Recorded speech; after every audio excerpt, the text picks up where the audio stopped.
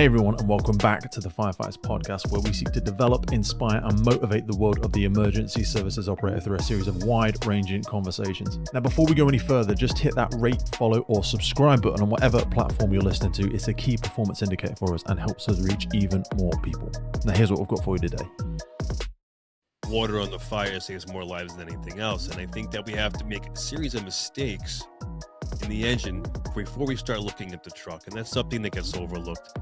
So falling in love with the process means just nourishing every moment, making as many mistakes as you can, because now when you get to the truck, we naturally start thinking about what's next. Promotion, rescue, squad, special operations. These are all the things that are going through our mind in our career path, that I'm always supportive of pushing someone forward in their career, but we have to just be able to slow down and simply fall in love with the process of becoming a great firefighter. I grew up on a council estate and we were kind of tarred with the same brush as all the other kids. So I had a lot of bad experience with police officers when I was younger. I wasn't necessarily in trouble, but the way that we were treated, I didn't like. So for me, it was like, I want to be the police officer that puts that trust back in, with the public and actually treat people like a human being. We're making the right footsteps. It's just getting it right, because we are a fire service. So it's about making sure that the money that comes in from the corporate sponsors covers all the costs, because we wouldn't ever want to and we don't want to put any financial burden onto a fire service and to the UK taxpayers. Patience and tolerance. Patience with yourself, and because I struggle with that, I'm very impatient with myself. I like to be very uber efficient with things, even the way that I move around the house, you know what I mean? Like taking things up and down the stairs and stuff. And tolerance for myself, for my own mood and tempers.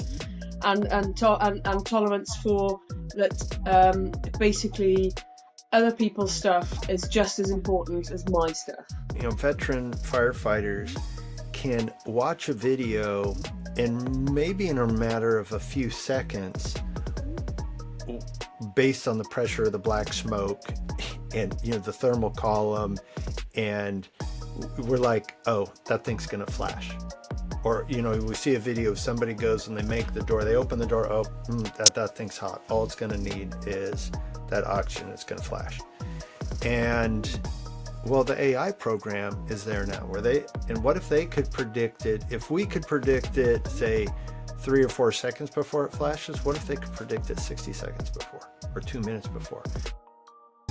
The Firefighters Podcast was created to recognize, acknowledge, inspire, and hopefully even motivate these incredible individuals who have chosen to be part of the first responder community. Our driving purpose is to create a legacy resource for the current and future generations of firefighters and first responders. We get some incredible feedback from listeners and guests, and as the podcast grows, our desire to create longevity and sustainability means that we are asking for the support of our listeners. If you want to support the podcast, if you want to get discounts to our merchandise, hoodies, clothing, coins, patches, and also access to all of the incredible documents that get shared with us from our podcast guests and sector leaders, then please head over to our Patreon page, and for just £3 a month, you can support the future of the podcast. Please finally hit that follow, subscribe, or rate button on the platform you're listening, and wherever you're around the world, please support your emergency services responders, and thank you for listening.